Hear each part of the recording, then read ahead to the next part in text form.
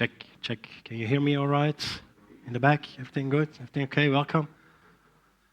Okay, let's start. We have 1 hour and I have a lot to tell.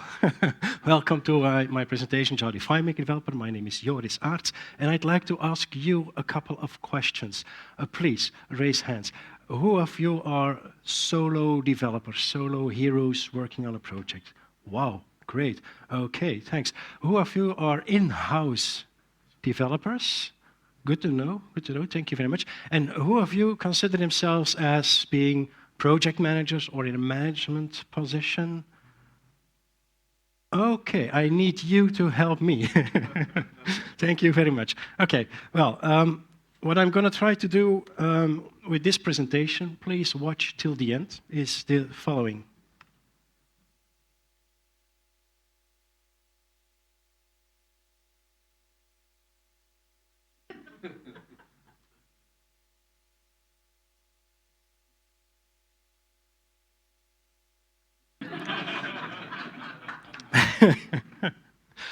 Have you often or sometimes the feeling that you are struggling? Yeah, software development is hard, right? And what is the hardest part of software development? The users, the customers. It's not FileMaker, right? It's not Claris Connect, it's not Claris Studio, it's not JavaScript. We can learn that. That's why we are here. But the hardest part is often nothing technical. So you made already a very wise decision to come to this presentation. You made it here. Congratulations. That's already a very important step. But maybe first a little bit about me. I started my career in '96 as a software trainer on FileMaker 3, and then out of these training sessions came software development projects. Started ClickWorks in 2005 together with my brother and business partner Jeroen in the back over there. Certified every version that was certifiable. Father of 2 kids, 12 and 10 years old, so I have a busy life now. And I have 2 main hobbies that also take a lot of time. I'm a sailor, and I was a sailing instructor until my kids grew up and went to all kinds of crazy sports events. And I'm trying to learn jazz guitar, which is also quite intensive. And I managed to have this career while at the same time not missing out on any of my sailing lessons and any of my guitar lessons. Not to brag about it, but just to explain you, it's doable, it's manageable. But you need to manage it. And that's what this session is basically about. It's also about work-life balance and so on. So these are the topics that I have. And I'm going to try to walk my talk. So I'm going to try to keep my presentation carefree. And I'm trying to manage the presentation a little bit and your expectations as well. So the first topic is mandatory. The other ones, we can do them in any order, and we will probably not have enough time to cover it all. So is there something in this list that you definitely want to hear about today? Communication, development habits, time management, project management, risk management, growing your business. Growing your business, thank you, okay. My 2 cents about that, okay. I have a small business. Okay, any other topics? Go. Yeah, sure, that's the mandatory one, so no choice there. And any other topic? Communication, okay. So I'm just going to do this. I'm going to take this, growing your business, and move it maybe after communication, okay? And then you are happy with the rest? Okay, we'll see about it. All right, okay. Oh, yes, just a quick message. I have no spatial hearing. I am deaf on one side. So if you want to contribute, please raise your hand so that I can spot you and can hear you better, okay? Thanks. Okay, now, what's this session? This is basically like a kaleidoscope. I'm going to throw a lot of things at you. So this is not about really learning something. Let me explain. So in the learning part, you have like a path from incompetence towards competence, right? You're getting competent in something, okay? And also, you can go from unconscious to conscious. You know about something. So the lower left spot over here, that's your blind spot.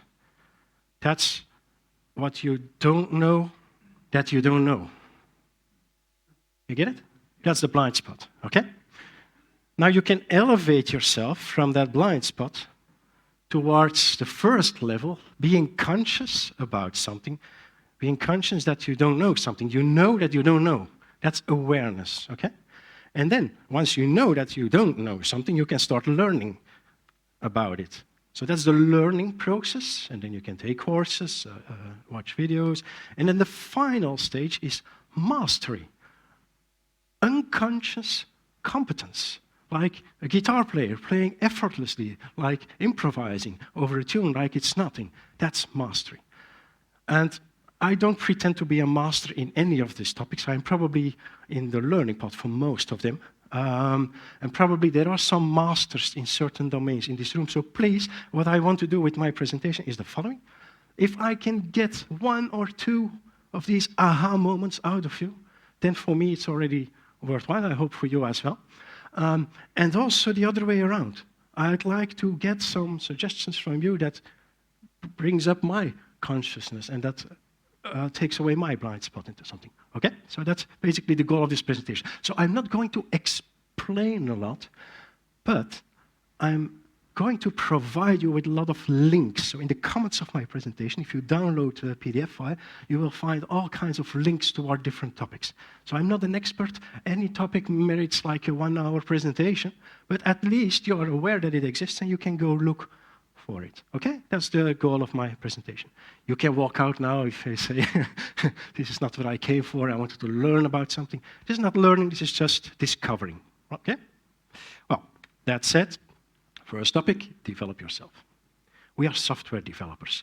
How Albert says the quants people, the enablers. We want to change the world. We want to make a difference with our software. And we often forget to work on ourselves. We are working for clients or for our boss and our projects, right? So it's an important topic. Develop yourself. Take a little time to work on your own career, on your own life, and to step back and see what's happening. So a couple of lessons that I learned there. Maybe I start with the most important one, and I was very fortunate to read this book when I was like 30 years old or something. It's been very important in my life. Learn to say no. In all different aspects, not only development, your private life, work life, and so on. Often, or maybe it's a Belgian thing, it's possible as well, it's a cultural thing, can possibly be. But saying no is often perceived as negative. You feel like you failed. The client asks you, can it be ready by tomorrow? And you say, yeah. But you don't dare to say no because it feels like failing, like your capacities as a developer are not strong enough to manage to deliver something by next day. Learn to say no, and learn to say no in a positive way. This is a book. So the link is provided in the description, and it was a life-changing book for me. What's basically the theory behind it? The no part, saying no to something or someone, because it can be something, you can say no to a certain part of business that you don't want to accept, or you can fire clients and say no to certain clients. But the no is only the visible part, and it's the hardest part, okay? So you stand there, you stand tall, and you say, sorry, no. In a positive way. What's the positive part? That's this. The fact that your no is basically rooted into a solid yes.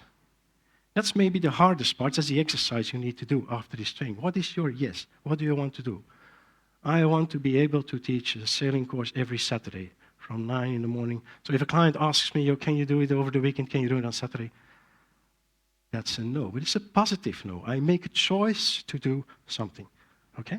And once you are aware about that that principle you are fighting for, it's much easier to deliver that no, and to deliver that no in a kind and positive way. Okay? So learn to say no in a positive way. Doesn't mean saying no to anything or anyone.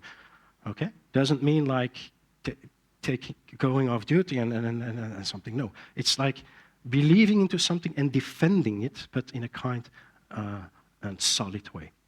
And surprisingly, and I can confirm this works, but the result of saying no is a very beautiful result because it allows for many more opportunities, many more yeses. I didn't invent this, I didn't draw these tree. It's in the book, so it's a recommended read. Someone already had an aha moment? No, okay. Let's go on. Okay. Learn about biases. Something I discovered. You often have this kind of project, right? Client says, hey, it's super easy, can you build it? Okay. All you have to do is just throw a ring in a volcano. What do I mean? Common biases in a software context, clients will almost always underestimate development efforts. Not because they want to push you to the limits, but because they don't know about something. Developers are rarely good testers because they're overconfident. My code works, I tested it. Developers are also rarely good at budgeting. They underestimate certain parts of a budget. Yeah? Developers have a tendency to blame other developers or to blame the user if there are bugs in their code, okay? Assumptions. Developers tend to invent their own, oh yeah, I'm going to add a button there, the user, the customer will love it. So make assumptions about something. Or my code is the best, the correspondence bias. Even in our super team at ClickWorks, sometimes you see developers getting picky at each other, because your own mistakes are always the result of, oh yes, I forgot something. Whereas another developer's mistake, it's always like, yeah, that guy made a mistake again. Yeah, you know, it's a bias. It's the way our brain is wired. We have like a Stone Age prehistoric brain which oversimplifies things. And you need to work hard on fighting these biases, these reactions. So just one simple example. This is what the client sees. This is an application for time registrations, doesn't matter. This is what the client sees. And it's a very logical question for a customer to ask, like, hey, can you just add one more little button over there, right? This is what the developer sees. This is layout mode. This is where you live most of the time, I guess. Huh? Because you don't test your code. No, just joking. But this is where you live in layout mode, and you see how hard it is actually to add another object. So you're starting to worry, and it must be done in like 15 minutes or by tomorrow. Just add a little button over there. Oh no, my God, there he goes again, and I already added 3 buttons, and now he wants support, and how am I going to solve? This is much more difficult. It's not just adding one button. This is the kind of process. So you see how easy it is to get in conflict with each other. Client getting frustrated with his developer, like asking more time and complaining. Developer getting frustrated with the client, like oversimplifying things, just by their way of looking at things. What are solutions? How can you work or fight these biases? For testing, don't ask developers to test their own code, or maybe ask someone else to test as well. What worked very well at ClickWorks were so-called hacking challenges, where one developer says, this application is ready, try to break it. It's like a fun way, it's like a game, and see how fast you can break my code, or can break security, or can break a script, or can break something. I actually have a picture. Is Jan in the room? No, he's not. Okay, I can show this picture.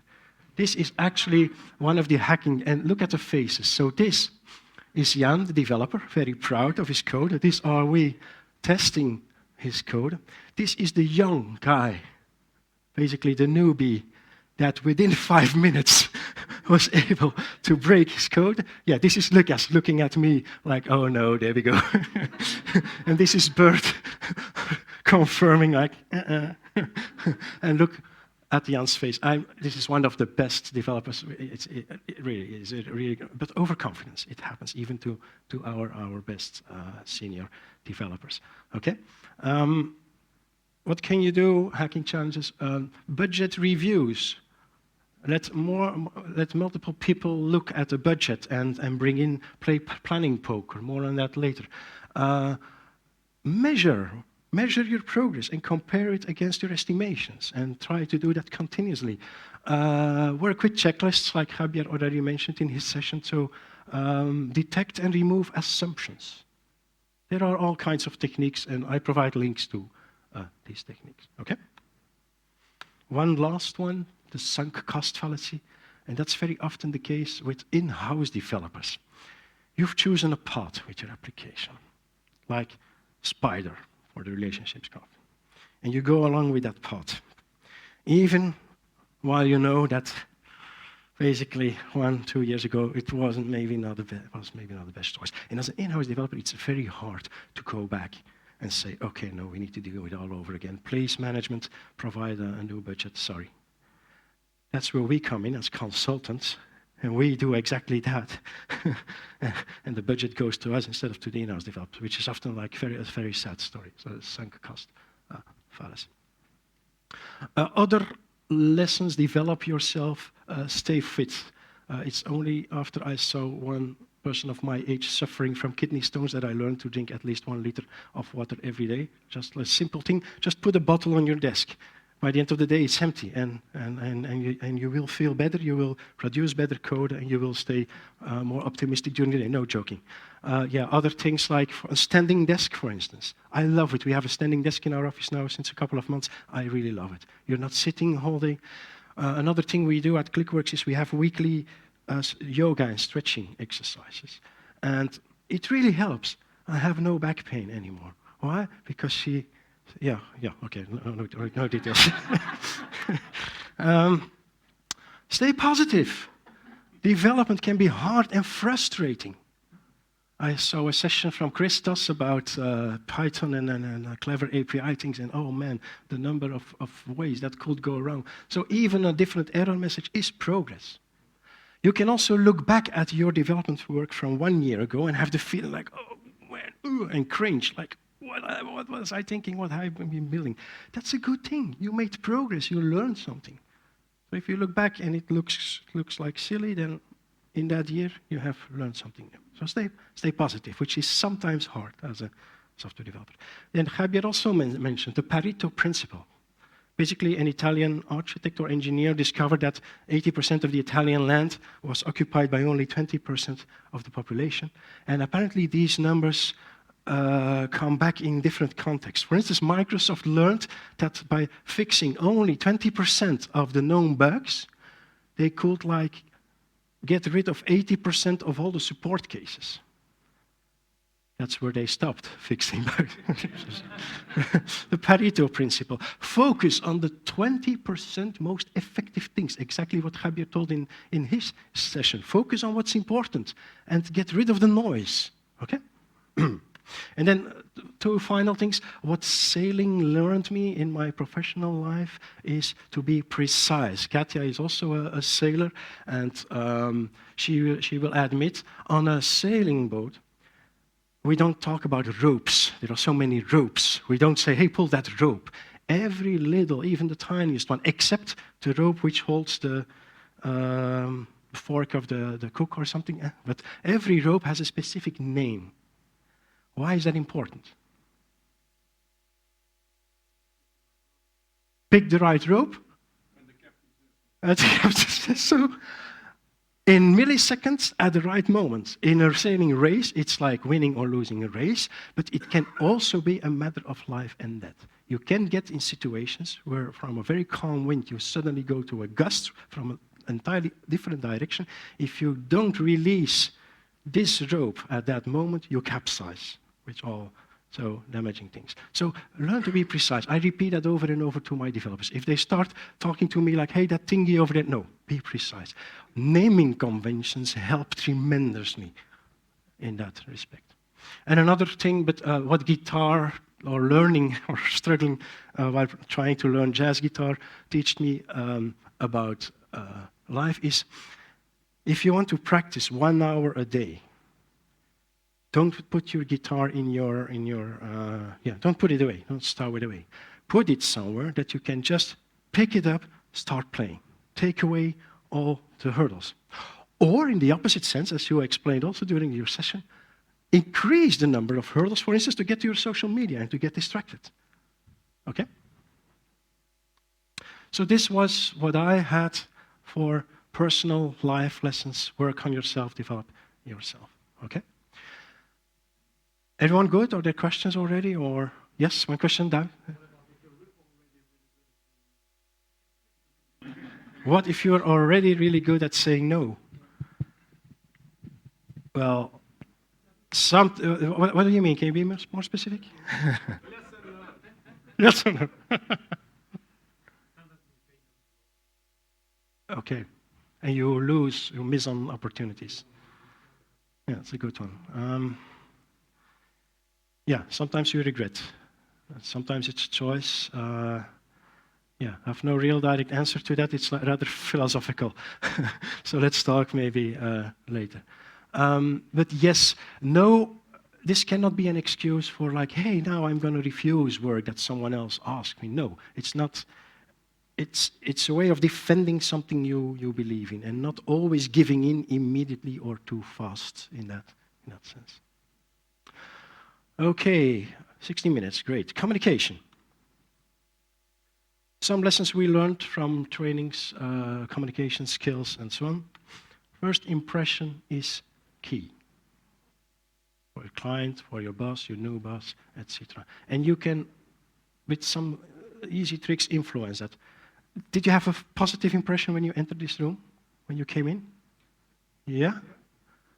I tried to work on that. What did I do? I tried to have an open, positive, like so-called power pose, like solid, and I tried to smile while you came in. And I believe it makes a difference because you are all smiling too. So, so you can influence that. You know how much time you have to make a first impression? Yeah, if it's a woman, you have 2 seconds. If it's a man, you have slightly more time. Yeah, approximately. Exactly. So first impression is also dressing up. Like if you go to a client, try to be a little bit overdressed, not definitely not underdressed. Don't overdo it, but like work on your presence and think about it. So all these little details matter. Okay. I provided links to articles about personality types. Learn about personality types. Different people react differently to the same situation. You have like rather dominant types or rather like passive types. You have extrovert people and introvert people.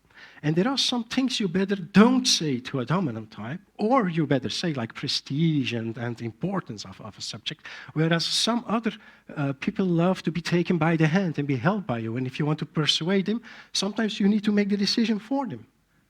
So you can learn about that. It's not rocket science. So that's also one thing I can recommend.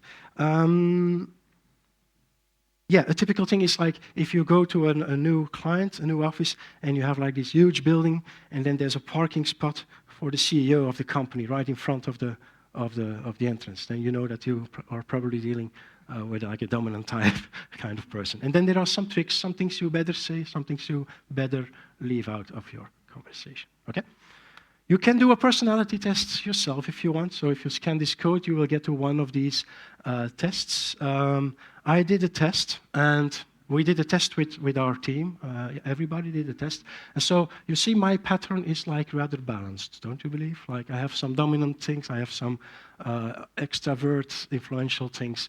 But it can be that people are very dominant or very, very passive or introvert or something. And that's interesting to see. We actually did the exercise with our team, and yeah, it opens up a discussion. It's an interesting discussion. Communication, phone calls. I recently learned that it's not so easy for some developers to make a phone call. You're very good at developing, you're maybe not so good at communication, and then picking up a phone is another thing because you can't see the person, you don't get any feedback. So there are some tips on what can help you. For instance, smile before you call someone. It's just a simple lesson, but they will perceive it. It will make a difference. Just stupid, simple tricks like that. Keep it light. Explain what you're doing. If a customer calls you and there is something in your code and you are clicking like crazy trying to find that place where he was stuck, explain to him like, yeah, I'm opening the application, takes a while, because he doesn't know, and the bias will tell the client like, hey, it's taking a long time, okay? So just explain what you're doing while you're on the phone. Little tip. Yeah, a little story. Maybe one of our team members learned that in a communication training. And as an exercise for himself, he took the initiative on his own. He said, okay, I'm going to call that client. We've not seen them in a while or not heard from them in a while. I'm going to give them a call.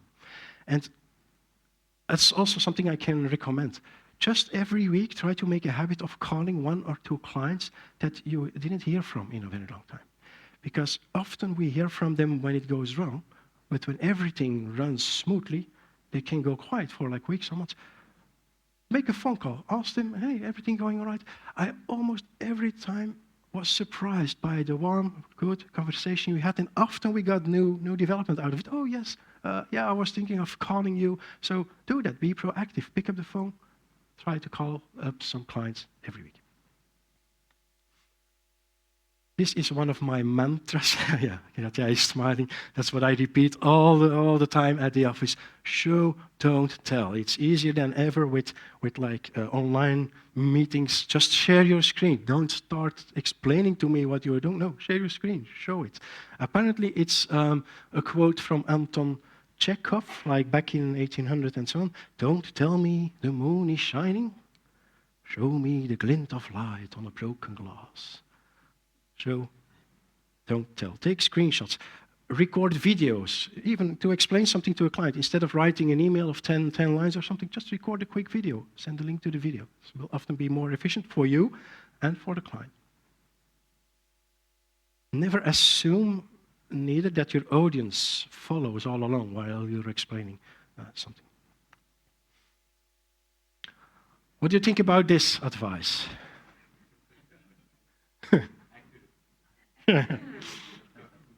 Should rather be this, right?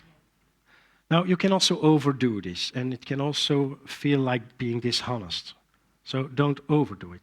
But the habit I learned myself is if I think that I can deliver something by next Wednesday, I make it a habit to say, by the end of next week. Most clients say, that's fine. And I have like two days of slack. And if it's ready by Wednesday, I can do 2 things, whether do extra quality control on Thursday and recheck before I send it, or make the client happy and send it Wednesday. And they will, oh, yeah, you're earlier, great work. So don't give away all your deadlines. Maybe put in a little slack, okay? So try to over-promise and under-promise and over-deliver. Try to do a little bit more. Managing expectations, that's what I tried to do at the beginning of my presentation by explaining you exactly what I was going to do and asking confirmation from you. Manage expectations. What is it? What's in the scope? What's not in the scope? This is what you get. Communicate very early on. The earlier, the better. So if you see that something is going sideways, don't wait until it's all off track. No, start explaining to the client like, hey, the first symptoms are not looking good. We might have a closer look at this. We might need to cut out a feature to make more room for this one. And clients appreciate that. Bad news is not the end of the world, but bad news too late, that's dramatic. Reinforce with reminders. If you, yeah, it's clear, I think. And know the biases. Everything I said before comes together a little bit on this slide. This is my little personal chart of the fun factor in software projects. So maybe you know that with a new project or a new client, you have this first happy, just married phase, right? You learn to know each other. You get all kinds of crazy ideas. Oh yeah, we can do this and we can do that. And as they talk to you, often business owners can get very enthusiastic. Oh yes, and we can do this and we can do that. And then budget restraints or time restraints come in, and you have to decide, maybe not in version 1. And then there's like this reality check. Okay, we had this moonshot, and now we're aiming at just this. And then there are 1,001 little details, mostly layout work, reporting work, little bugs in scripts to fix little mistakes. And then you go live, and you tested it. Client said that he tested it, but still there are some bugs on a live application, and as we all know, then it gets tough. Because then you are losing data or losing time, losing money, and so on. And eventually, it goes back up, and you fix those bugs, and you can start aiming at the new release in a positive way. So that's my personal chart of like the typical part of a software development project. Red flags, you touched on it as well. You literally said firing clients. Consider firing a client. Well, maybe firing which clients? There are some lines that cannot be crossed or should not be crossed. Like, yeah, abusive behavior, of course. Dishonesty, the client not telling you anything up front and on purpose. Unreasonable demands on budget, on time. Payment issues, that's often a big warning sign. If your first invoices don't get paid, that's the reason why at ClickWorks, under a certain threshold, we bill them up front. Like less than 50 hours or something, sorry, buy credits and we will help you, but we don't do estimations for that low amounts, okay? And if there are payment issues, like if you are working on a monthly basis and your invoice doesn't get paid, it's often a red flag or a warning sign that something is going on. Yeah, and if you are disputing all the time, I had a client that at certain moments started teaching me about database and software development, like he knew better. This is often also a red flag. And you don't need to live with that and you don't need to carry that along, just say no and maybe fire that client and say like, hey, maybe we are not the right party for you. The other way around, with new clients, new prospects, it's maybe a luxury problem, but I tend to play hard to get. Like, okay, we have to gain the trust of the client, of course. If he wants to invest in us, but I try to play the other way around also. He needs to gain our trust as well, because what we do, we aim at the long term. Building a FileMaker application is usually not done after it's done. It's usually a long-term relationship, and you are investing in it. And I'm checking if a client is willing to invest on a continuous basis. These are the clients that I want to have, not the one-shots, not the ones aiming at a quick fix for something. Okay? Be prepared. A lot of developers, myself included, like it's 5 o'clock, a client wants to go home, and like 10 minutes before you are working like crazy because you want to get that one feature done by today. Well, if then the client comes at you and you are there like totally frustrated, and he comes to you and asks, hey, how did it go today? What are you telling me? That's not a good impression on a client. Be prepared. So stop developing at 4:30. Take your time to observe what you have been doing, what needs to be done, and be prepared to have a talk to the client like, okay, next time we will be doing this and this and this. Sorry, didn't make it for this one. Okay, so, yeah. This is what I had about communication. Anything you want to add? Yeah, we should get a mic or something. Oh, yeah.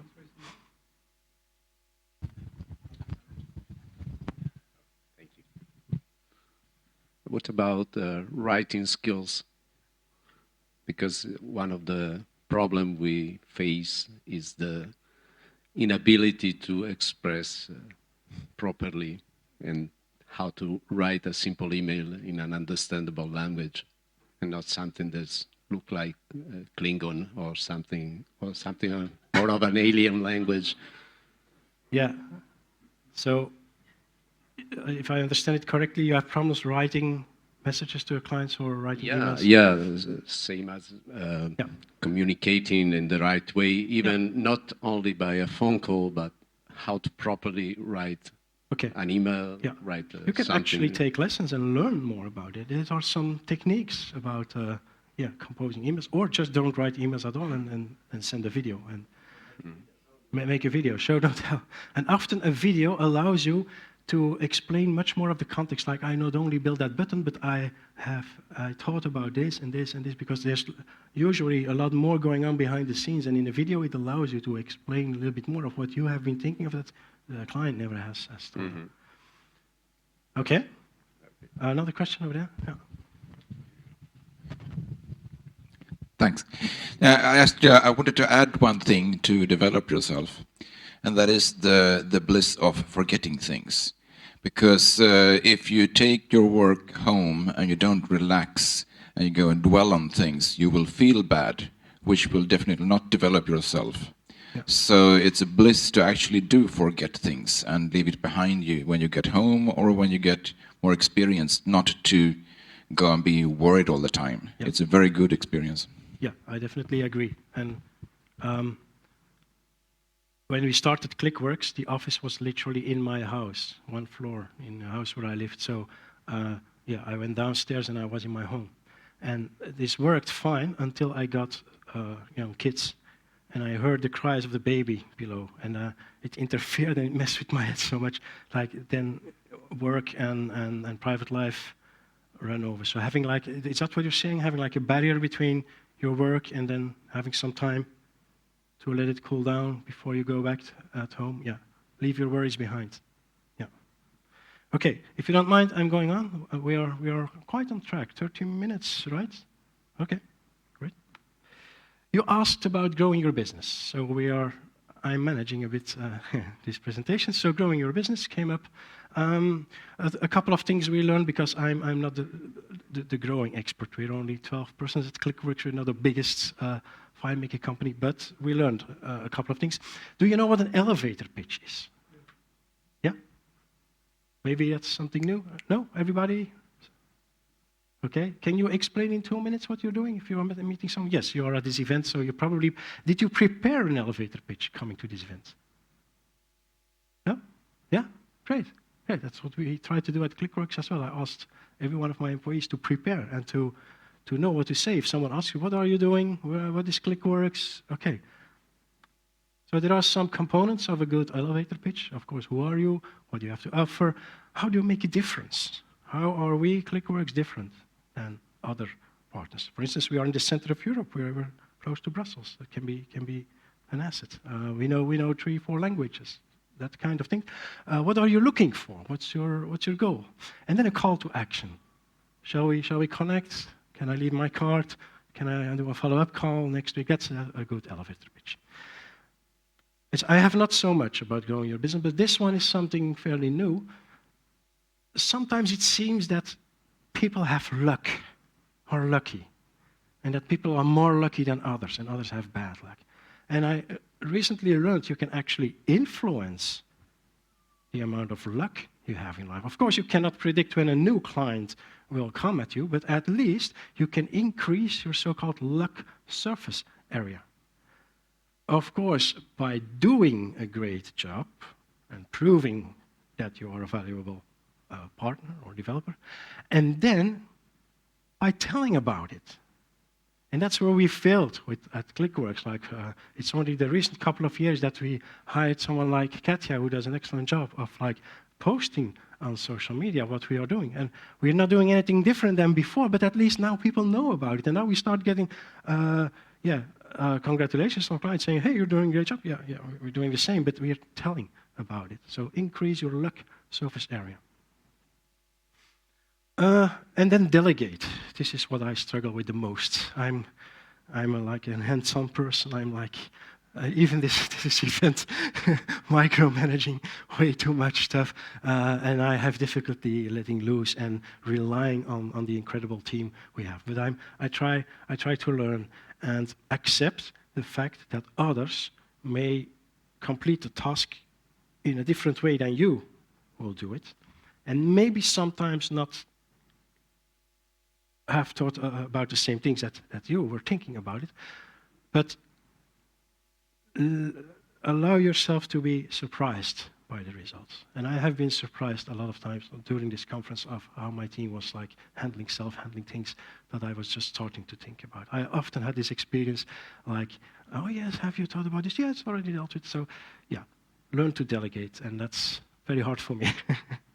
Okay, actually there are courses about it, and good.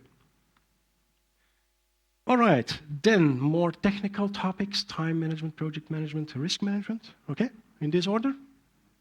Great. Some tips. Oh, no. Oh yes, of course, I changed. Okay,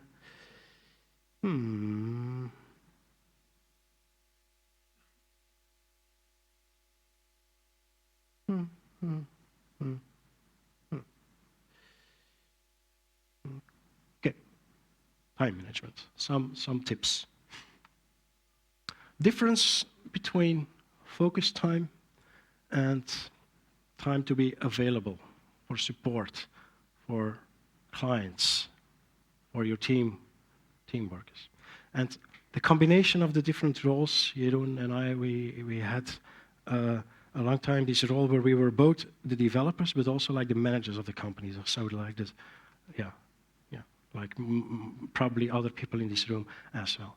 And the hardest part is, if you want to work on a complex thing, on a complex script, you need at least 2 hours, maybe 3 hours, without any phone call, without any email, without anyone jumping in. Because if you get distracted, it can easily take like 15 or 20 minutes to get back in the flow that you were. And you lose a huge amount of time, and it's frustrating.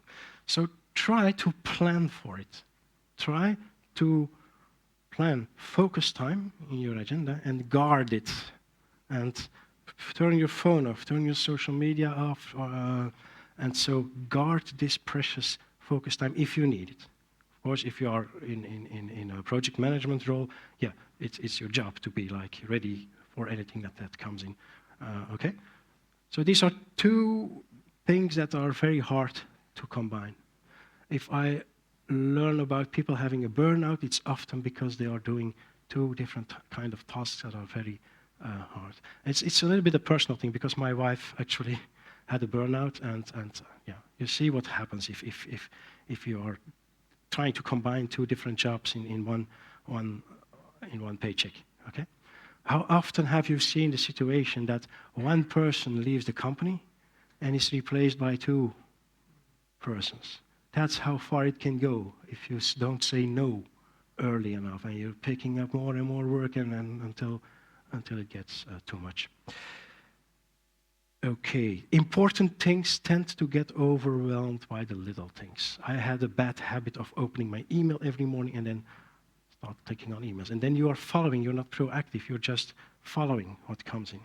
No, write down what you want to do, what you want to achieve, and plan for it, try to work on that first.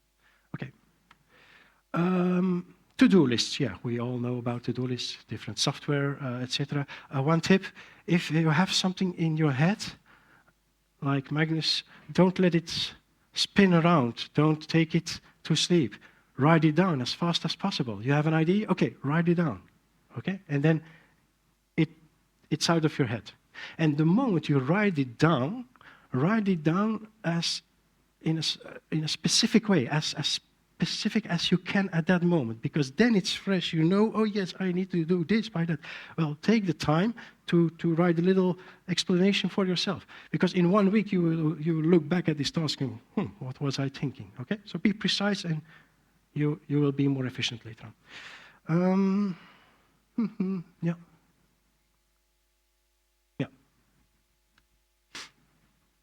Work-life balance, it's a very important thing for us.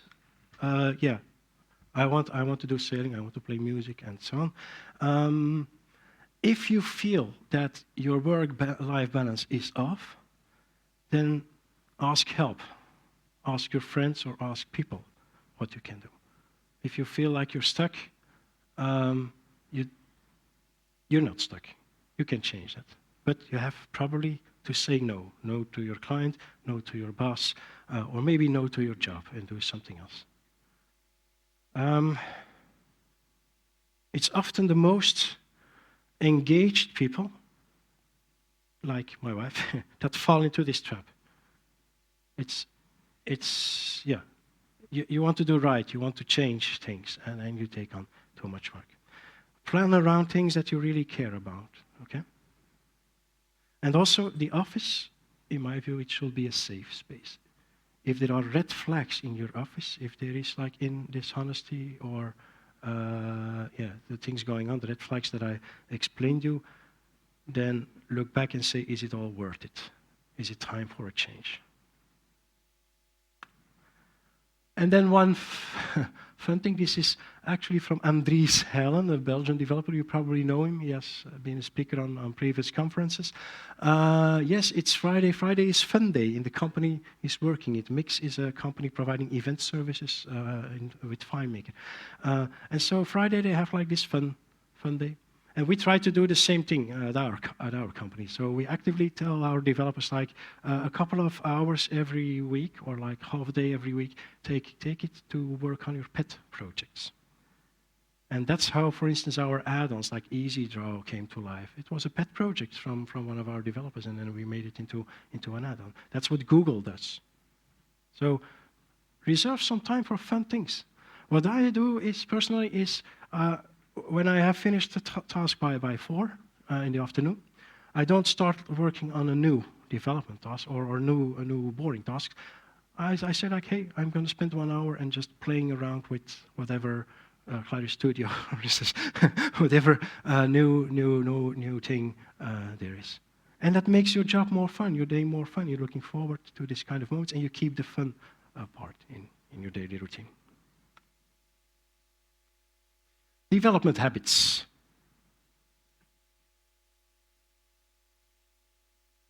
Little joke.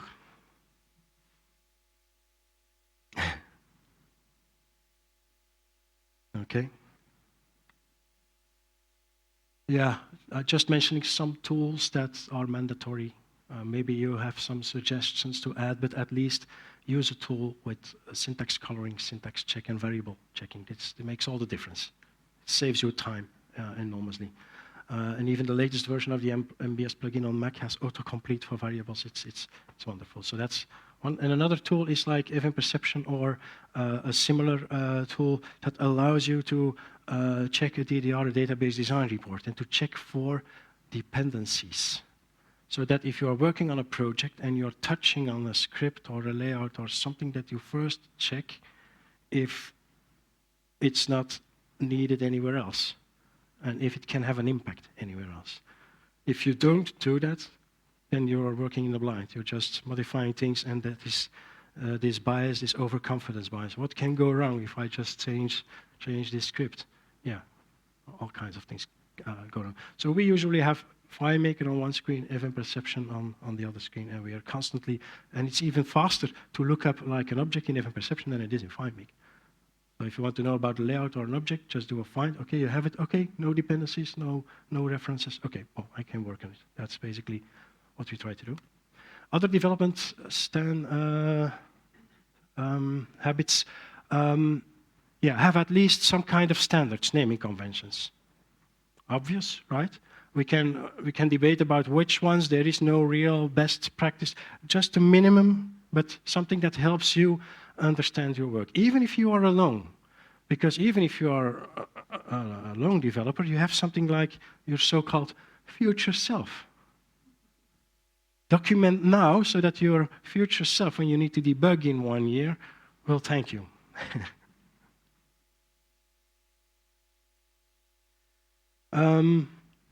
Anchor buoy, yeah, that's what we choose, and every time we deviated from it and lived with a hybrid model or with a spider model, we always regretted it. 15 years, ClickWorks, 10 developers, so that's a lot of experience together. We always regretted moving away from Anchor buoy, so that's my personal tip. And we try to document as close as possible to the source. So there are a lot of ways to document things in FileMaker. You can have field comments, you can have script comments, of course, and you can add little comments as hidden objects or off-screen on a layout. So that's where we tend to keep our documentation rather than having it somewhere separate. Depends on the projects. On projects like need separate documentation, okay? If you are testing, there are some tricks to test more efficiently. Test the edge cases. So the first thing that I do if we are in a hacking challenge and someone shows like a data entry screen, is like trying to put in all kinds of invalid values, very high numbers, very low numbers, negative numbers, text where you expect a number, that kind of things. So test the edge cases. The binary approach, you know what I mean? If you're struggling, your application is crashing when going to a certain layout, but you don't know which layout. How do you find out? You do a small layout and you increase it little by little until you reach that specific object that's actually crashing your layout. Yeah, exactly. You throw away half of the layouts, and if it stops crashing, then you know at least, okay, it wasn't the other half. And then you do again the half, and that's a very quick way to reach your goal. Okay, the binary approach. Sometimes write testing scenarios. Complex applications deserve testing scenarios so that someone else can follow along. And there exists something like testing organizations, literally organizations that hire people to just click all day long and follow your testing scenarios and just test your solution by clicking around. It exists, and sometimes it's worth the money in high risk or big development projects. Oh, sorry. Okay, how much time do I have left? 10 minutes? Oh, no? Okay. Data migration. Use realistic data sets. What we try to do is building the migration step, building the migration scripts while we are developing the new applications. So suppose you have an old application, 1.0, we develop the migration scripts while we are doing the development work for the 2.0 version. And we try to get the data from the old one in the new one as soon as possible, so that you are not working on some fake, ugly John Doe test data or something, but that you are working on real data quantities and real data.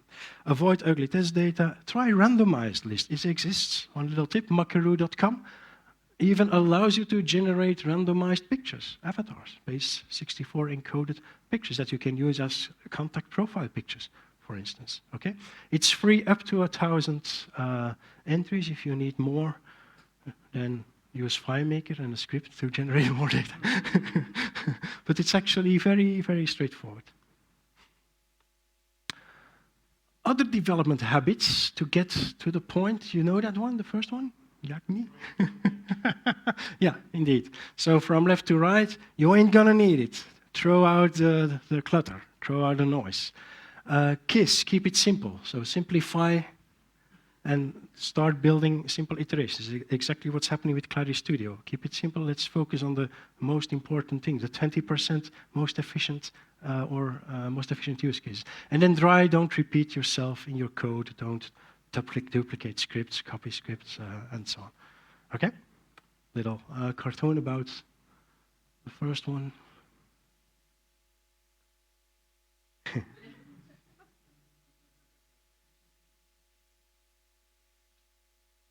Okay, I have 5 minutes left, right? And we still have project management and risk management. Risk management? Okay. So maybe we need to change the scope of our presentation a little bit. Okay, risk management. You know that guy? It's a cartoon, yeah? It's known in Europe, in Belgium, the Netherlands. It's a Dutch cartoon series. It's like a little bird complaining all the time, like everything will go wrong, the house is on fire, it will all collapse. Oh. You need someone like this in your office. And mostly that's me at Geekworks. I'm the guy panicking. That's a good thing. Thinking about what can go wrong and planning ahead for that, okay? It can be a role, it's a project role. It's someone can can put a cap up and say, now I'm the risk manager, I'm going to think about everything that can go wrong in a project.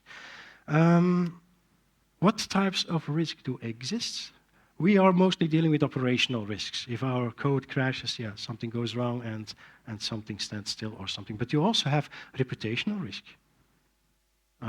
strategic, legal, GDPR. We are now doing a project for a headhunting agency, and GDPR is a very, very important aspect. We had to sign a contract, 10-page contract, before we could work on their data. And then compliance. You can plan for risks. You can build a so-called risk management plan, which typically has 2 axes. First, the probability, from very rare to almost certain. And then the impact, or the severity, from insignificant to catastrophic. Yeah? And so the upper right corner over there, the purple squares, are probably the cases where you are even not going to start the project. If you almost certain will risk catastrophic failure, yeah. Okay, no explanation needed. So maybe you want to focus on the red and the yellow, because maybe the greens are the acceptable risks. You can live with a hiccup sometime, okay? Maybe this one, a rare catastrophic failure, that's maybe the insurance you have. Okay? So you don't need to deal explicitly with all of them yourself, but maybe this zone is where you need like to consider how to build your scripts, how to build your application, etc. You can also actually quantify both axes, because now it's like very vague, like almost certain, likely, but you can also put numbers on that and talk about that with your client. Like, what are you willing to accept? How many downtime do you want to accept? And then you can have a discussion. Because of course, clients want your application to be up and running 100% all the time, but that's not realistic. Even your hosting provider doesn't guarantee you 100% all the time. And 99.99% uptime still means several hours a month of downtime. So be realistic and have this talk with the client, okay? Yeah, this is, no, okay, not important. A recommended read about risks in software development. Waltzing with Bears. The link is in the presentation. Okay, I'm actually doing this. 2 minutes left.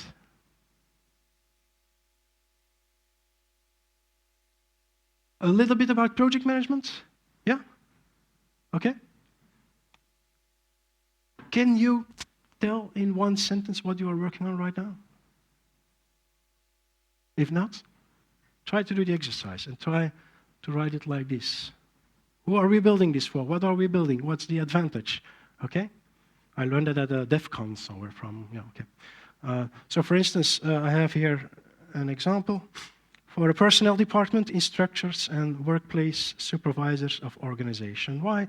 We want to let employees move on to the regular economy. We built a growth plan app, mobile app, and a desktop solution which makes it possible to better monitor the growth trajectory of employees. Instead of loose text documents and spreadsheets on papers and in folders scattered on the server, this app centralizes all that information in one safe place.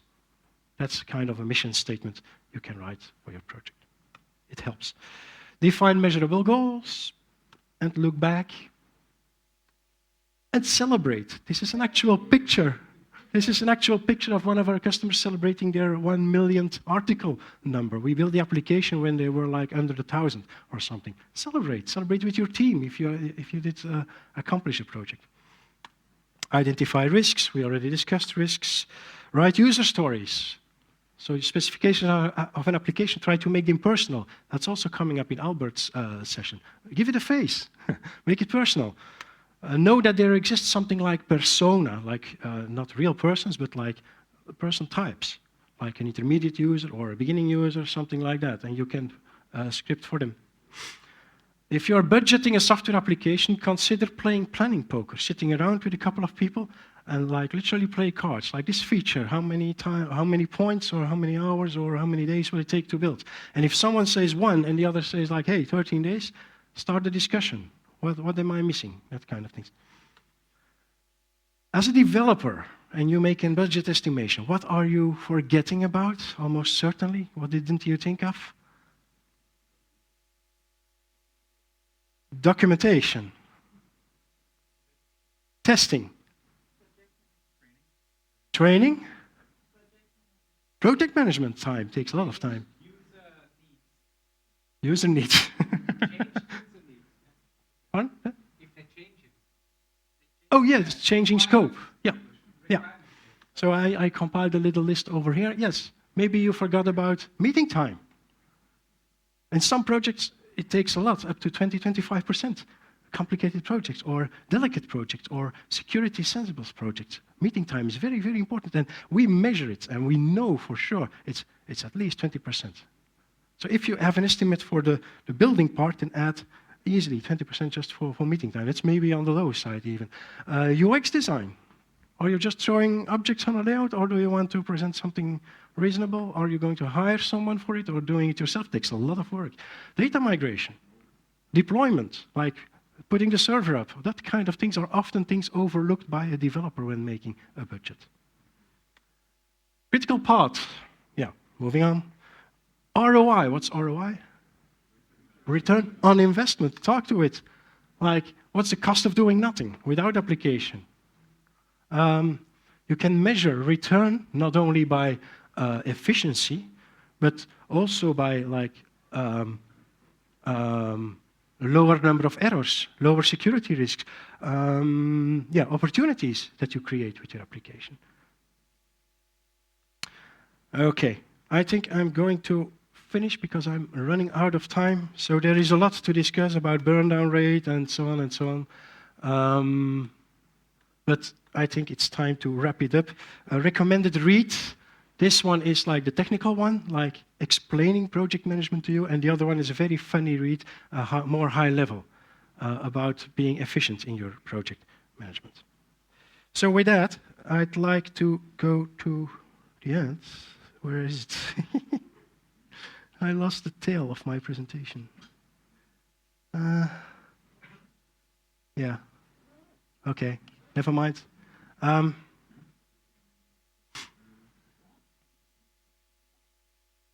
So I wanted to wrap it up. First, work on your own person, develop yourself, communication tips.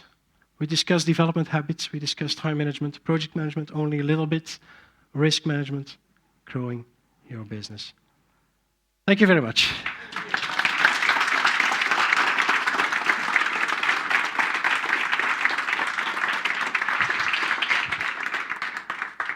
No time for Q&A, I guess, Johan.